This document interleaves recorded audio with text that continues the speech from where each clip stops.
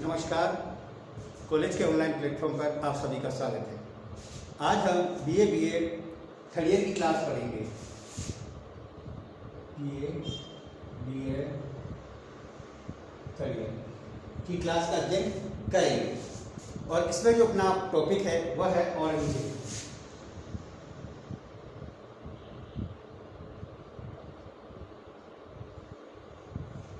Clear. और यह औरंगजेब का जो पार्ट है वो सेकंड है, यानी पार्ट सेकंड में हम औरंगजेब को पढ़ रहे हैं। पार्ट द्वितीय। इससे पहले हमने पहले पार्ट में, पहले लेसन में औरंगजेब का राज्याभिषेक, उसके उत्तराधिकारी संघर्ष, उसके सीमांत जातियों पर उसका आक्रमण और बंगाल और आदि गोंड आदि क्षेत्रों पर उसके आक्रमण की हमने विस्तृत चर्चा की। नेक्स्ट वीक उसके शासन में राजत्व के सिद्धांत को भी हमने देखा। आज इस क्लास में हम औरंगजेब के समय में जो विद्रोह हुए उनकी थोड़ी विस्तृत चर्चा करेंगे। औरंगजेब के शासनकाल में सर्वप्रथम जो विद्रोह हुए थे वो इससे पहली वाली क्लास में देखेंगे, और आज जो विद्रोह है, आज जो हम पढ़ेंगे विद्रोह के बारे में, वो है जाटों का विद्रोह।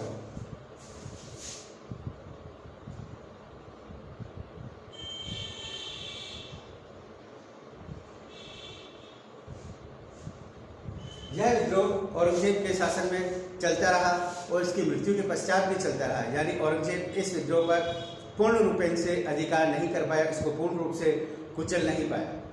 और यह विद्रोह इतना फैला कि जहाँ जहाँ औरंगजेब जाता वहाँ वहाँ उसे मुँह की ही खानी पड़ी। उसने जाटों को अंग अंग कटवा दिए, सुअर वो बोलते हैं अन्य जानवरों की खालों में डलवा दिया, फिर भी वह विद्रोह शांत न हुआ और यह विद्रोह निरंतर चलता रहा। देखेंगे भारत को एक मुसलमानी देश बनाने की औरंगजेब की नीति का राजस्थान, मालवा, बुंदेलखंड, खानदेश में विरोध हुआ। यानी औरंगजेब जो अपनी मुसलमान बनाने की जो प्रवृत्ति थी, जो पिछले अध्याय में मैंने आपको बताया था किस प्रकार वह मुसलमान बना रहा था लोग, उसी नीति के फलस्वरूप राजस्थान में, बुंदेलखंड में, खानदेश में, मालवा में विद्रोह हुए। वहाँ पर मंदिरों के परिणित अनेक मस्जिदों को तोड़ फोड़ डाला गया, यानी इन जगहों पर जहाँ जहाँ औरंगजेब ने मस्जिदें बनवाई उनको तोड़ डाला गया और मंदिरों का निर्माण कर दिया गया। यानी औरंगजेब की विरोधी नीति यहाँ पर चल रही थी। मुसलमानों की नमाज की पुकार को बंद कर दिया गया, यानी वहाँ पर जो नमाज पढ़ी जाती थी उसको भी बंद करवा दिया। कुछ स्थानों पर जजिया की वसूली करने वालों को पीटा गया, उनकी दाढ़ी नोचकर भगा दिया गया, यानी उनकी दाढ़ी नोच दी, उनको भगा दिया। परंतु औरंगजेब की उत्पीड़न नीति के विरुद्ध संगठित प्रथम हिंदू विद्रोह मथुरा जिले में हुआ, जहां पर जाटों ने अपने नेता गोकुल की अध्यक्षता में, यानी सर्वप्रथम गोकुल जाट की अध्यक्षता में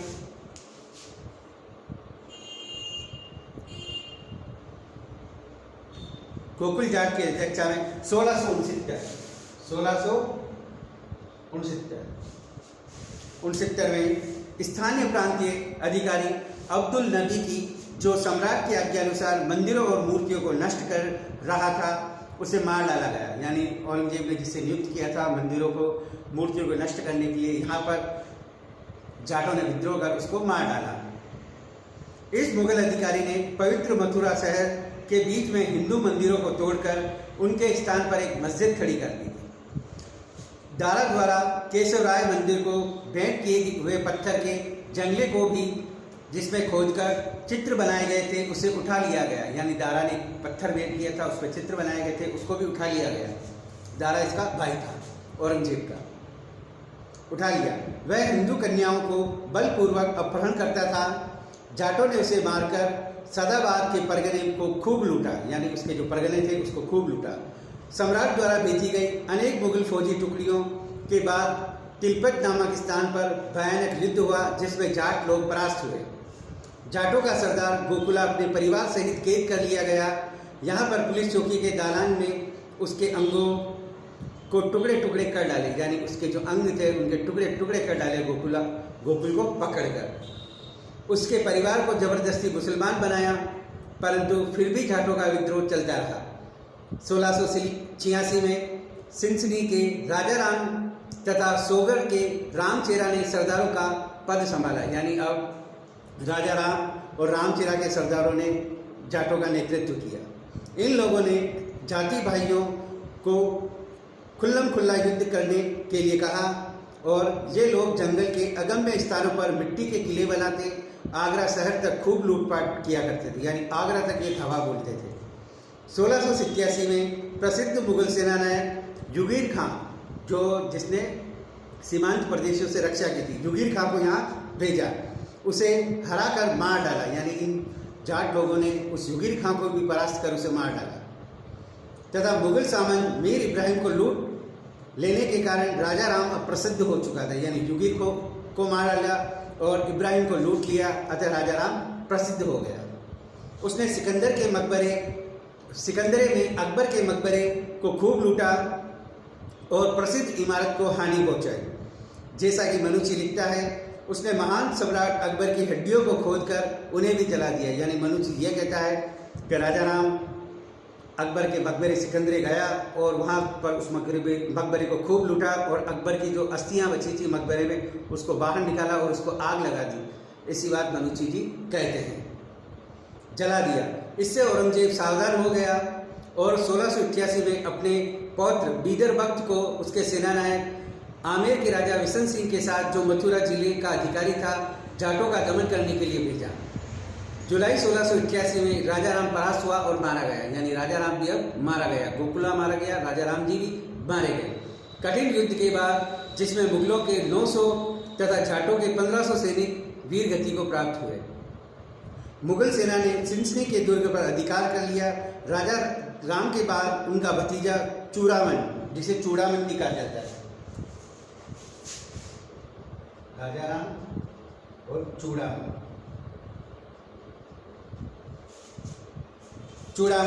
ने जाटों का नेतृत्व संभाला और औरंगजेब की मृत्यु के बाद तक विद्रोह करता रहा।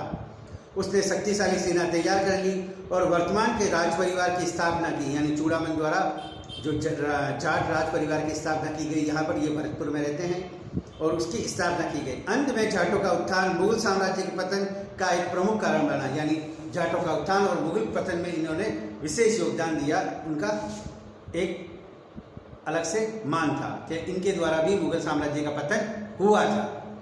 इस प्रकार ये जाटों का जो विद्रोह था वो निरंतर चलता गया, यानी सबसे पहले गोकुल जाट के नेतृत्व में यह विद्रोह चला, किंतु इसके परिवार से इसे पकड़ लिया, इसका अंग काट दिया गया और इसके परिवार को जबरदस्ती मुसलमान बना दिया। उसके बाद राजा राम ने इनका नेतृत्व संभाला, उसने औरंगजेब से खूब लोहा लिया और सिकंदरे में अकबर की अस्थियां निकालकर उनमें आग लगा दी, जैसा कि मनुची कहता है। इसके बाद जाटों का नेतृत्व चूड़ामन ने किया और इसने औरंगजेब की मृत्यु के पश्चात तक विद्रोह का झंडा गाड़े रखा और मुगल साम्राज्य के पतन में अपनी महत्वपूर्ण भूमिका निभाई। इस प्रकार ये जाटों का विद्रोह निरंतर चलता रहा और मुगल एक प्रकार से पतन के रास्ते पर इन्होंने और धकेल दिया। इस प्रकार औरंगजेब के शासनकाल में जो जाटों का विद्रोह हुआ था वो उसके मृत्यु के बाद तक चलता रहा और औरंगजेब को इन्होंने दबाने में सफलता प्राप्त नहीं हुई। इसके बाद हम पढ़ेंगे सतनामियों का विद्रोह।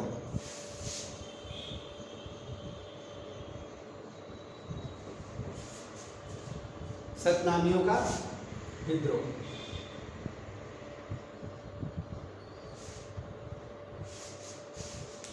औरंगजेब के शासनकाल में का दूसरा सबसे भीषण विद्रोह नारनौल और तथा मेवात जिले में सतनामियों ने किया, यानी यह नारनौल और मेवात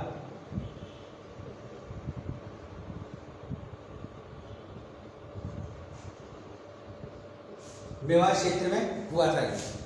विद्रोह किया था। सतनामी लोग शांतिप्रिय धार्मिक लोग थे जो एकेश्वरवाद में विश्वास रखते थे और खेती करते थे और अपना सिर और चेहरा भौहें तक मुंडवा देते थे, यानी सिर, चेहरा और भौहें तक मुंडवा देते थे। अतः इन्हें मुंडिया कहते थे।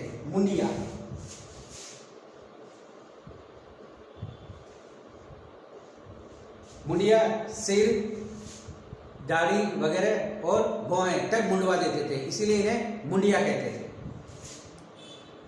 यह विद्रोह एक सतनामी किसान और लगान वसूल करने वाले एक स्थानीय मुगल अधिकारी के प्यादे में व्यक्तिगत झगड़े के कारण हुआ। यानी एक लगान वसूल करने वाला एक प्यादा था और एक सतनामी किसान था, उनके मध्य एक व्यक्तिगत झगड़ा था, उसको लेकर ये विद्रोह हुआ था। सैनिकों के अनुचित व्यवहार से सतनामी लोगों को क्रोध आ गया और इस झगड़े ने बढ़कर मुगलों के विरुद्ध धार्मिक युद्ध के रूप में उभर कर सामने आया। यानी ये जो झगड़ा था नॉर्मल था, ये आगे चलकर सतनामी क्रोधित हो गए और यह मुगलों के विरुद्ध एक धार्मिक झगड़े के रूप में उभर कर सामने आया। इस झगड़े ने बढ़कर मुगलों के विरुद्ध धार्मिक रूप धारण कर लिया। यह बहुत ही जल्द ही फैल गया। उन लोगों ने यह अफवाह फैल गई कि यह एक जादूगरनी ने सतनामियों को गोली के लिए अवैध बना दिया है। यानी यह बात फैल गई थी कि एक बूढ़ी औरत थी, उसने सतनामियों पर कुछ कर दिया और उनको अब गोली से अभेद बना दिया। यानी गोली मारेंगे तो उनके कुछ नहीं होगा, अभेद बना दिया। इस अफवाह ने, इस क्रिया ने बहुत प्रेरणा का काम किया। स्थानीय सरदारों द्वारा मुगलों सेना पर अनेक विजय प्राप्त कर लेने के कारण उन लोगों का पक्का विश्वास हो गया कि वे गोलियों से अभेद हो गए। यानी स्थानीय लोग थे, उन्होंने बहुत से अधिकारियों को मार दिया और उन्हें ये विश्वास हो गया कि हमें वाकई ही गोली नहीं लगेगी, हम अभेद हैं। उन्होंने नारनौल शहर तथा जिले में खूब लूटमार की और उस पर अधिकार कर लिया। यानी नारनौल पर खूब लूटमार की और उस पर अधिकार कर लिया।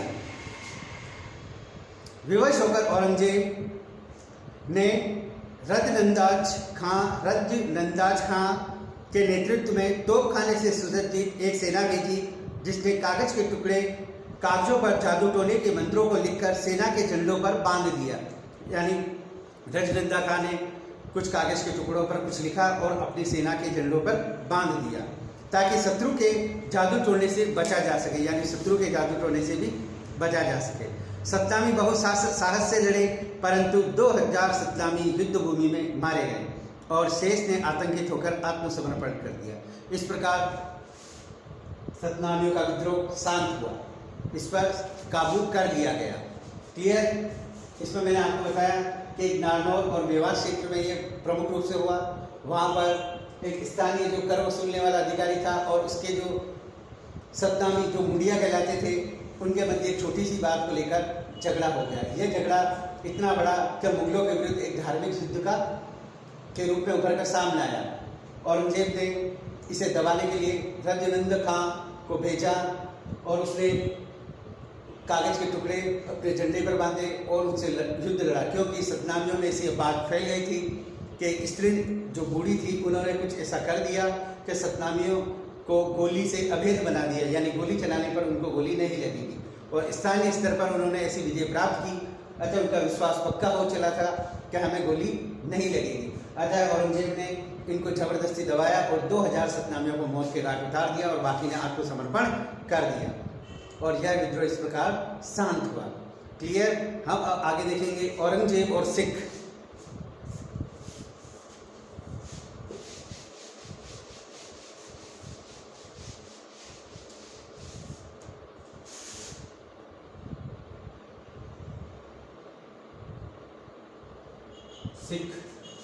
औरंगजेब और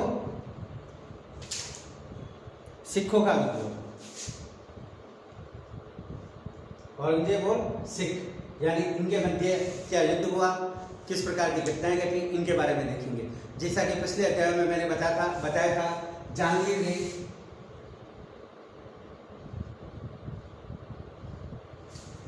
खुसरो को आशीर्वाद, जहांगीर के पुत्र खुसरो को आशीर्वाद दिया था अर्जुन देव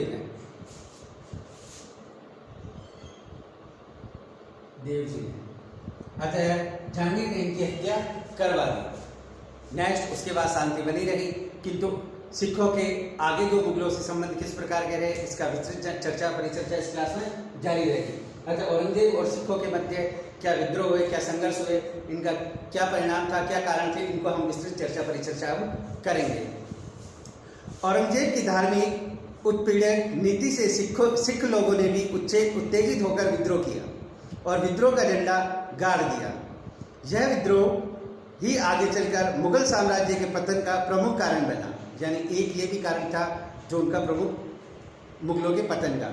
अब देखा जाए तो मुगलों के पतन का जो मुख्य कारण है वो औरंगजेब की धार्मिक नीति ही है, क्योंकि अकबर के जो पूर्व शासक थे उन्होंने धार्मिक सद्भावना और सभी धर्मों को सम्मान देना जारी रखा। किंतु औरंगजेब जो कट्टर सुन्नी मुसलमान था, उसने जो शासन व्यवस्था स्थापित की वो सारी इस्लामिक पद्धति पर आधारित थी। इसलिए जो अन्य धर्मावलंबी हैं वह लोग नाराज हो गए और उन्होंने विद्रोह कर दिया।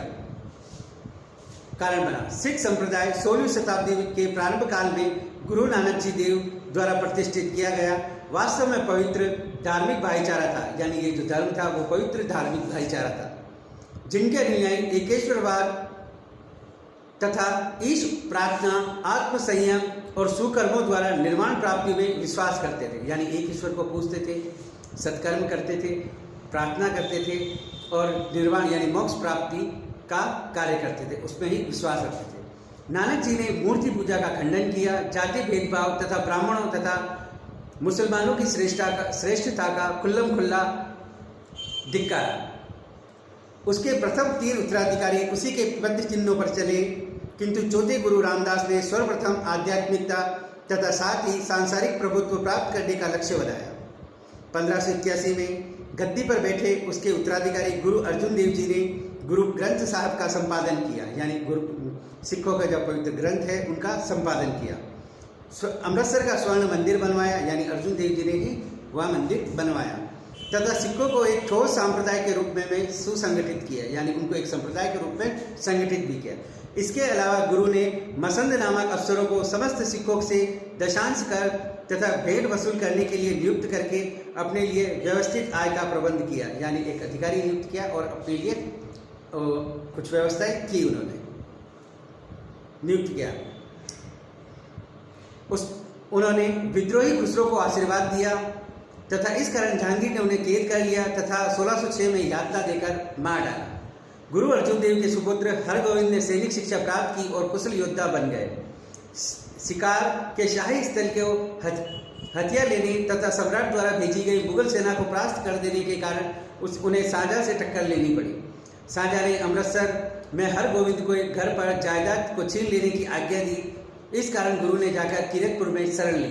1645 में स्वर्ग सिधार गए। हर राय तथा उसके उत्तराधिकारी बने, जिसकी मृत्यु के पश्चात हरकृष्ण गुरु बने। इसके बाद तेग बहादुर गुरु बने, जिसने अपना निवास स्थान आनंदपुर बनाया।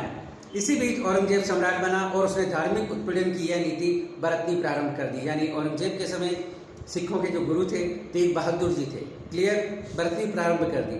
सम्राट ने सिखों के गुरुद्वारों को नष्ट करने तथा बसंतों को शहर से बाहर निकालने की आज्ञा दे दी। यानी औरंगजेब ने कहा कि सिखों के गुरुद्वारों को नष्ट किया जाए और जो मसंद नियुक्त किए गए थे उनको शहर से बाहर निकाला जाए। गुरु तेग बहादुर ने इस नीति का खुल्लम खुल्ला विरोध किया। इस कारण उन्हें कैद कर दिल्ली लाया गया। यानी गुरु तेग बहादुर जी को बंदी बनाकर या उन्हें गिरफ्तार कर दिल्ली लाया गया, जहाँ पर उन्हें इस्लाम स्वीकार करने के लिए कहा गया।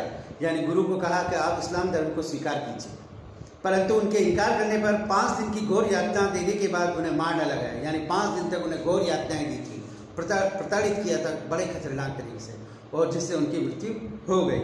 औरंगजेब की धर्मांध नीति तथा जनता को मुसलमान बनाने के लिए बाध्य करने की नीति के कारण सिखों और मुसलमानों ने एक असंदेह विश्वास भंग हो गया। इससे तंग आकर तेग बहादुर के पुत्र गोविंद सिंह जी को अपने पिता की मृत्यु का बदला लेने का दृढ़ निश्चय किया। यानी तेग बहादुर जी के जो पुत्र थे गुरु गोविंद सिंह जी, उन्होंने मुगलों से बदला लेने का दृढ़ निश्चय किया और उन्होंने सिखों को सैनिक संप्रदाय में परिवर्तित करके उनका नाम खालसा रख दिया। और उन्होंने सिख थे उनको उनका सैनिक दल बनाया और उनका नाम खालसा रखा। खालसा लोगों को साधारण जनता से भिन्न वस्त्र धारण करने पड़ते थे और अपने साथ कै से शुरू होने वाली 5 चीज़ें रखनी पड़ती थी। इसके अलावा उन्हें जाति भेद तथा खानदान के सभी भेद छोड़ने पड़ते थे। यानी वो किसी जाति के नहीं हैं, किसी भेदभाव को नहीं मानते, वो सब त्यागना पड़ता था। खालसा दल में प्रविष्ट होने के लिए नई विधि निर्दिष्ट की गई और अनुगामियों को इस बात का विश्वास करा दिया गया कि वे योग्यतम तथा चुने हुए लोग हैं और उनको इस बात का एहसास दिलाया कि आप श्रेष्ठ व्यक्ति हैं और कुछ चुने हुए लोग हैं। इस प्रकार गुरु गोविंद सिंह जी का सिख धर्म यथार्थ में औरंगजेब के इस्लाम धर्म के विरुद्ध विनाशकारी सिद्ध हुआ। गुरु गोविंद सिंह जी के नेतृत्व में खालसा लोगों ने धर्मांधता का जवाब धर्मांधता से देने की नीति अपनाई और उसी नीति का अनुसरण किया। यानी सिख धर्म के जो लोग थे उन्होंने औरंगजेब की जो धर्मांध नीति थी उसको धर्मांध नीति से ही जवाब देने की नीति का अनुसरण किया या नीति अपनाई। उत्तरी पंजाब में गुरु गोविंद सिंह को उन मुसलमान अफसरों तथा हिंदू नरेशों से लड़ना पड़ा जिन्हें औरंगजेब ने सिखों का दमन करने के लिए भेजा था। यानी उत्तर भारत में गुरु गोविंद सिंह को उन हिंदुओं से, उन मुसलमानों से लड़ना पड़ा था जिनकी नियुक्ति औरंगजेब द्वारा की गई थी। शाही सेना को सहयोग देने का आदेश दिया गया था। गुरु ने उन लोगों को कई बार हराया। उनके अनुयायी दिन प्रतिदिन बढ़ते गए। आनंदपुर में गुरु के घर पर 5 बार घेरा डाला जा चुका था। इस कारण उस स्थान को छोड़कर वे मैदान में जाकर शरण ली। मुगलों ने उनका पीछा किया। स्थान स्थान पर उनकी खोज की गई और पीछा किया गया। अंत में वह बीकानेर होकर दक्षिण में जा पहुंचे। युद्ध में उनके पुत्र काम आए और शेष 2 दिन सरहिंद के फौजदार के मौत के घाट उतार दिए। यानी गुरु गोविंद सिंह जी के जो पुत्र थे वह भी युद्ध में काम आ गए और मौत के घाट उतार दिए गए। औरंगजेब की मृत्यु का समाचार पाकर गुरु पुनः उत्तरी भारत में आ गए। उन्होंने बहादुर शाह के साथ मिलकर अपने भाइयों के विरुद्ध मोर्चा लिया और उसी के साथ दक्षिण की ओर बढ़ चले। गोदावरी के किनारे नादिर के स्थान पर जब ये लोग डेरा लगाए हुए थे तो एक अफगान अनुयायी ने 1708 को छुरा घोंप कर उनका काम तमाम कर दिया। गोविंद सिंह जी सिखों के 10वें तथा अंतिम गुरु थे। मृत्यु के थोड़े समय पहले ही उन्होंने गुरु प्रथा को समाप्त कर दिया तथा और अपने अनुयायी सिख संप्रदाय को प्रजासत्तात्मक सैनिक रूप में धारण करने का आदेश दिया। उनका कहना था कि जहाँ कहीं भी 5 सिख होंगे वहीं मैं उपस्थित रहूँगा। गुरु गोविंद सिंह की मृत्यु के समय तक सिख एक ऐसा विद्रोही संप्रदाय बन चुका था जिसने मुगलों के अत्याचारों का अंत करने का व्रत लिया था। इस प्रकार औरंगजेब और सिखों के मध्य जो संबंध थे आपके सामने विस्तृत व्यवस्था की, क्योंकि सिख कोई जो गुरु थे तेग बहादुर जी, उनकी हत्या इन्होंने करवा दी थी। तो 10वें और अंतिम गुरु गोविंद सिंह जी ने इन मुगलों से बदला लेने का दृढ़ निश्चय किया, व्रत किया और आजीवन उनसे बदला लेते रहे और औरंगजेब की इसी बीच में मृत्यु हो गई और वह उसके उत्तराधिकारी के बाद में ये युद्ध धीरे धीरे कम हुआ। किंतु उनकी मृत्यु के बाद उन्होंने गुरु पद को समाप्त कर दिया और इसी बीच जो युद्ध हुए थे उनमें उनके पुत्र भी परलोक या उनका देहावसान हो गया था और गुरु जी की भी हत्या हो गई थी। इस प्रकार हम देखते हैं औरंगजेब और सिखों के संबंध की विस्तृत परिचर्चा हमने कर ली। अब औरंगजेब की राजपूत नीति।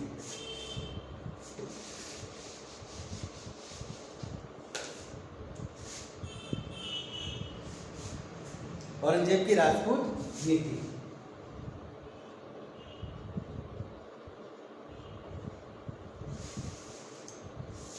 औरंगजेब की राजपूत नीति को पढ़ने से पहले आप थोड़ा सा जनरली इनके बारे में, इनके पूर्वज थे, उनके दादा परदादा थे, वह राजपूतों को अपना सहयोगी बना चुके थे। किंतु औरंगजेब की धर्मांध नीति के कारण उन्होंने राजपूतों से भी दुश्मनी मोल ले ली। जैसा कि पहले कुछ अध्यायों में मैंने बताया था, अकबर ने जब 1562 में फतेहपुर सीकरी से अजमेर ख्वाजा मोइनुद्दीन जी चिश्ती की दरगाह पर पैदल जियारत करने गए थे तो रास्तों में 1562 में उनका विवाह जयपुर की राजकुमारी से किया गया और उसी दाम्पत्य से उनको पुत्र प्राप्त हुआ और उसी का नाम आगे चलकर जहांगीर रखा गया, सलीम हुआ और जहांगीर हिंदुस्तान का मुगल बादशाह बना। उसके बाद अकबर ने यह वैवाहिक संबंध अन्य रियासतों के साथ भी जारी रहे। इसी बीच जहांगीर ने भी राजपूत कन्या से विवाह किया और उसी दाम्पत्य से नए जो पुत्र का जन्म हुआ शाहजहाँ, वो भी हिंदुस्तान का मुगल बादशाह बना। उसके बाद शाहजहाँ का फारस की राजकुमारी और मुमताज़ से विवाह हुआ तो मुमताज़ से उनको औरंगजेब का जन्म हुआ। अब औरंगजेब ने ज़्यादा विवाह नहीं किए थे, वह एक पत्नी व्रता का पालन करना चाहता था और किया भी होगा। अतः अपने पिता, अपने दादा, अपने परदादा कि यह नीति जो राजपूतों के सहयोग प्राप्त करने की थी वह अपने शासनकाल में इतना नहीं रख पाया, क्योंकि देखा जाए तो उत्तराधिकारी संघर्ष में जसवंत सिंह जी ने दारा का पक्ष लिया। इस बात से लेकर औरंगजेब जी के मन में हमेशा ये बात खटकती रही कि ये मेरा विश्वास पात्र कभी नहीं हो सकता। जसवंत सिंह जी की मृत्यु के बाद जो मारवाड़ के शासक थे उनका पुत्र अजीत सिंह हुआ, तब भी उन्होंने जो मारवाड़ की जो रियासत है उसको खालसा घोषित करने का प्रयास किया औरंगजेब ने। किंतु वीर शिरोमणि राजस्थान के अणबिंदिया बुद्धि वीर दुर्गादास राठौड़ ने जब तक वह थे उन्होंने अजीत सिंह की रक्षा की और उन्हें अपनी रियासत में वापस प्रतिष्ठित किया।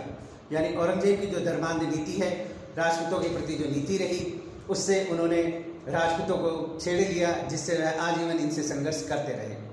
इसी प्रकार आमेर में देखेंगे, मेवाड़ में भी देखेंगे। क्लियर? आगे बढ़ते हैं। मुगलों की राजपूत नीति।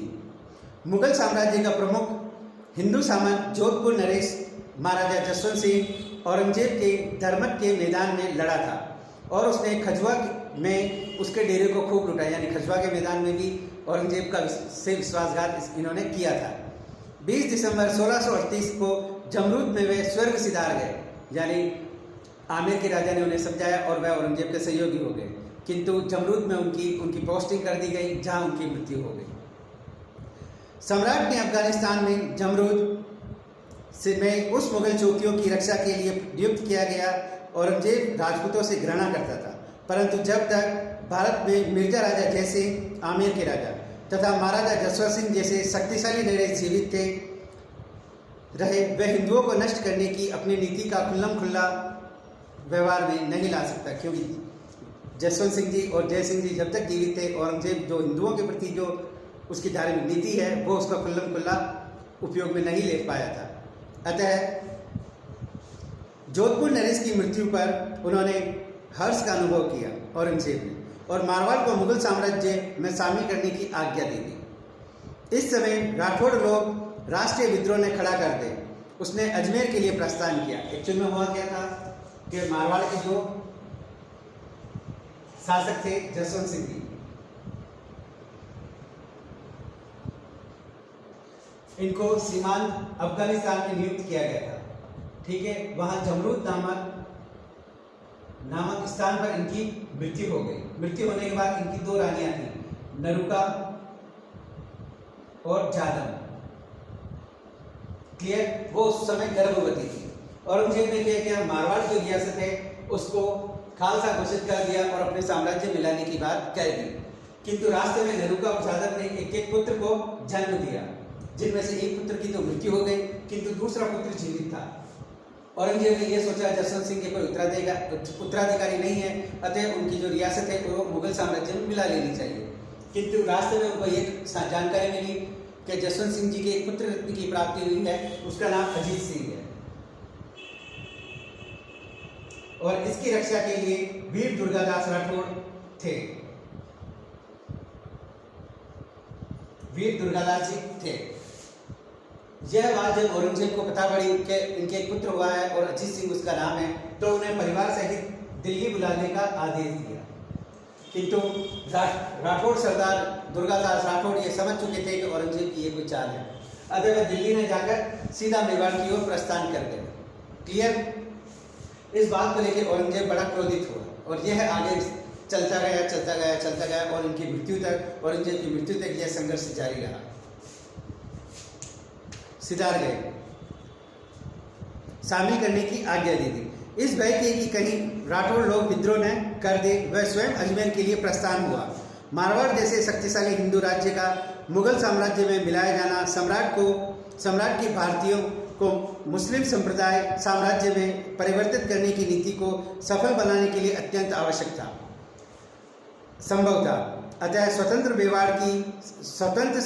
मारवाड़ सम्राट की नीति का विरोध कर उसे असफल बना देता। अतः मारवाड़ पर आधिपत्य करके औरंगजेब 12 अप्रैल 1679 को दिल्ली लौट आया और उसने उसी दिन हिंदुओं पर जजिया कर पुनः लागू कर दिया, जिससे 1 शताब्दी से उसके पहले अकबर ने हिंदुओं को मुक्त कर रखा था। इसी बीच महाराजा जसवंत सिंह का परिवार जब जमरूद से दिल्ली आ रहा था तो लाहौर में उसकी 2 रानियां जादव और नरुका फरवरी 1679 में 2 पुत्र जन्म लिए। इनमें से एक तो जन्म के बाद ही मर गया और दूसरा बड़ा होकर अजीत सिंह के नाम से प्रसिद्ध हुआ। 1679 में अजीत सिंह अपनी माता सहित दिल्ली जा पहुंचा। औरंगजेब ने उन्हें शाही हरम में सुपुर्द करने की आज्ञा दी। उसे जोधपुर का राज्य इस शर्त पर वापस देने को कहा कि वह इस्लाम धर्म को स्वीकार कर ले। यही शर्त 1703 में औरंगजेब ने मराठा राजा शाहू जी के सामने भी रखी थी। राठौड़ लोगों के लिए यह बड़ा अपमानजनक था। इस कारण राठौड़ ने मिलकर नन्हे राजा अजीत सिंह को कष्टों से बचाने का उपाय सोच निकाला। उन्होंने अपने नेता दुर्गादास राठौड़ के साथ मिलकर रानी के स्थान पर नौकरानी और नन्हे राजा के स्थान पर नौकरानी के पुत्र को रख दिया और राठौड़ योद्धाओं का जत्था मुगलों की फौज से जा भिड़ा। रानी और अजीत सिंह पकड़ने के लिए भेजी गई सेना, जिस कारण जसवंत सिंह के निवास स्थान को घेर लिया। उधर तो राठौड़ योद्धाओं ने मुगल सेना के युद्ध में जुटाए रखा। उधर दुर्गादास और राठौड़ कुछ योद्धाओं के साथ रानी और पुरुषों जैसी वेश पहनाकर राठौड़ों ने के राज परिवार के अन्य सदस्यों सहित 9 मील का रास्ता तय कर चुके थे। जब सम्राट को इस बात का पता चला तो उन्होंने दुर्गादास से युद्ध करने और रानी और उनके नन्हे पुत्र अजीत सिंह को वापस लेने के लिए सेना भेजी। राठौड़ लोग मुगल सेना के साथ बहादुरी से लड़े, उन्हें 3 बार हराया और वापस भगा दिया। इस प्रकार अजीत सिंह मारवाड़ से सुरक्षित पहुंच गया। इस उपाय में भी असफल होने के पर औरंगजेब ने अजीत सिंह के स्थान पर ग्वाले को बच्चे को रख दिया। यानी औरंगजेब जब असफल हो गया तो उसने ग्वाले के बच्चे को रख दिया कि यह आपके अजीत सिंह जी है, को रख दिया। उसे इस्लाम धर्म में दीक्षित करके उसका नाम मोहम्मद रजा रखा गया। इस बात की घोषणा कर दी कि दुर्गादास को शरणागत राजा नकली नरेश है। सम्राट ने नागौर नरेश इंद्र सिंह को, जिसे मुगलों का वफादार अनुयायी होने के कारण मारवाड़ का राज्य मिला था, गद्दी से उतार दिया और जोधपुर, जो कि उस समय मुगल सेनानायक के अधिकार में था, यथाविधि मुगल साम्राज्य में सम्मिलित कर लिया गया। सम्राट ने पुनः अजमेर रवाना हुआ। वहां से अपने पुत्र अकबर को एक विशाल सेना सहित मारवाड़ पर पुनर्विजित करने के लिए भेजा, क्योंकि वहां की जनता ने मुगल आतताइयों के विरुद्ध विद्रोह खड़ा कर दिया था। काफी समय तक लड़ने के बाद शाही सेना ने मारवाड़ पर विजय प्राप्त की। शाही सेना ने समस्त नगर में लूटपाट की और मंदिरों को नष्ट कर दिया, परंतु राठौड़ लोग जो पहाड़ी में जा छिपे, उन लोगों ने लगातार उन्हें तंग किया। जब औरंगजेब मेवाड़ की ओर अग्रसर हुआ, उसने महाराणा राज सिंह के समस्त राज्य पर जजिया कर देने को कहा, परंतु जब राज सिंह समझ गया कि औरंगजेब राजपूतों को जड़ से उखाड़ फेंकना चाहता है, अतएव महाराणा अजीत सिंह का पक्ष लेते हुए मुगलों से जोरदार टक्कर लेने को तैयार हो गए। यानी अजीत सिंह और राज सिंह जी दोनों मिलकर मुगलों से टक्कर लेने के लिए निकल गए।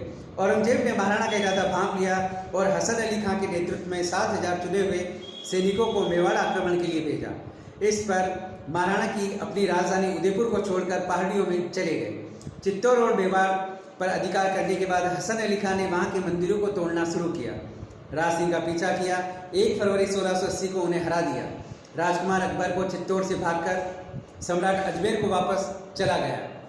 जब राज सिंह ने मुगल चौकियों पर आक्रमण करके उनके यातायात के मार्ग बंद कर दिए, एक रात राजपूत सैनिक अचानक चित्तौड़ के निकट अकबर के खेमे में जा पहुंचे और मुगल सैनिकों को मौत के घाट उतार दिया।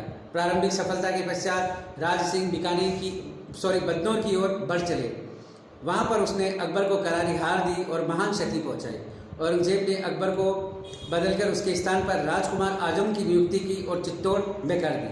सम्राट ने पुनः मेवाड़ पर आक्रमण करने की योजना बना ली। इसके अनुसार उन्होंने 3 विभिन्न दिशाओं से मेवाड़ की पहाड़ी पर आक्रमण किया। पूर्व दिशा से आक्रमण करने वाली सेना आजम के नेतृत्व में, देववाड़ी दर्रे से उदयपुर आक्रमण करना मुअज्जम की अध्यक्षता में, और अन्य सेना राज समुद्र झील की ओर से आक्रमण करना प्रथम 2 सेनापति के हाथ में। मेवाड़ तक अपनी सेना सहित नहीं पहुंच पाए। अकबर नाडोल पहुंच गया, वहां 2 माह तक ठहरा और देवसुरी दर्रे की ओर अग्रसर हुआ, परंतु वह इस समय आगे नहीं बढ़ पाए।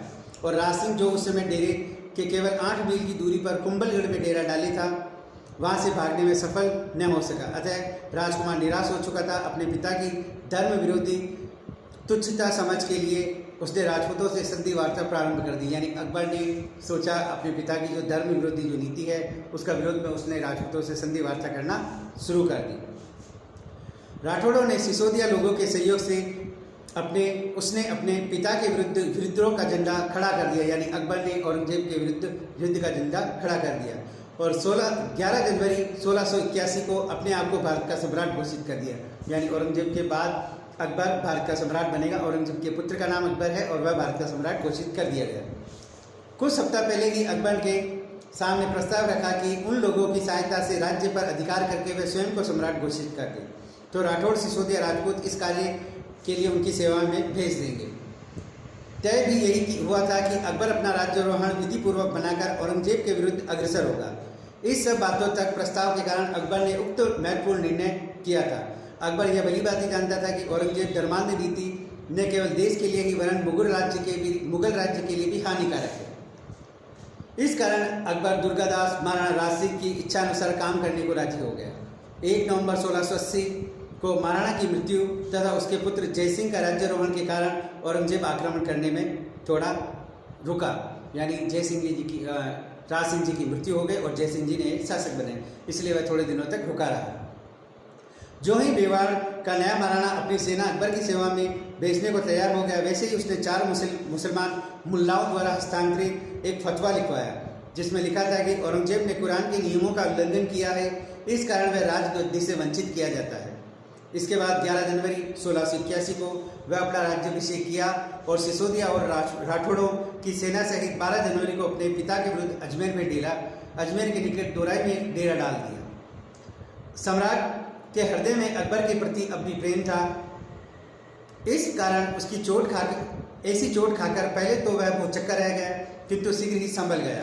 थोड़ी सेना के बावजूद वह अजमेर से 8 मील दूर दोराई पर आ डटा। थोड़ी सेना के कारण अकबर के साथियों को अपनी तरफ मोड़ लेने के लिए सम्राट ने चतुराई से काम किया।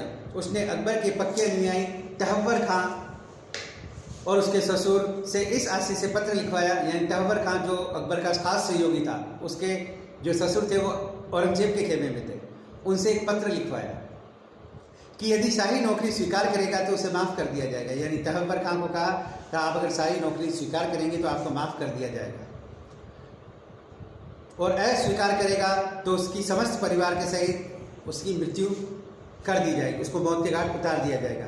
अपनी स्त्री और बाल बच्चों की कुशलता के मोह में वह आकर अकबर एक रात बिना अकबर को बताए वह मुगल सेना या मुगल डेरे में जा पहुंचा, जहां औरंगजेब के सैनिकों ने उसे मार डाला। इसके बाद सम्राट अकबर ने इस आशय से एक पत्र लिखा कि तुमने अपनी मेरी सेनाओं की, और औरंगजेब ने एक नेक्स्ट लेटर लिखवाया अकबर को, और क्या कहा, तुमने अपनी और मेरी सेना के बीच राजपूतों को लाने का जो प्रयत्न किया है वह सराहनीय है।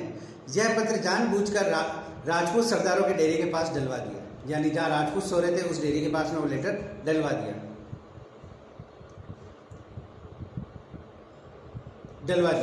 जब दुर्गादास ने इस पत्र को पढ़ा तो वो भौचक्का रह गया और सीधे अकबर के पास गया और षड्यंत्र के बारे में पूछताछ करनी चाहिए।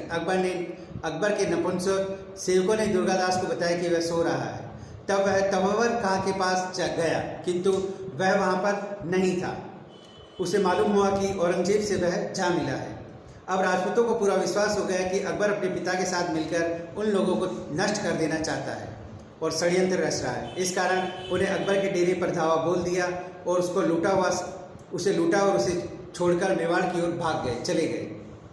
पथभ्रष्ट अकबर की सेना से बहुत से सैनिक अब औरंगजेब की सेना से जा मिले, यानी बहुत से सैनिक अब अकबर को छोड़कर औरंगजेब से जा मिले। जब अकबर जागा तो उसे केवल 350 घुड़सवार ही बचे।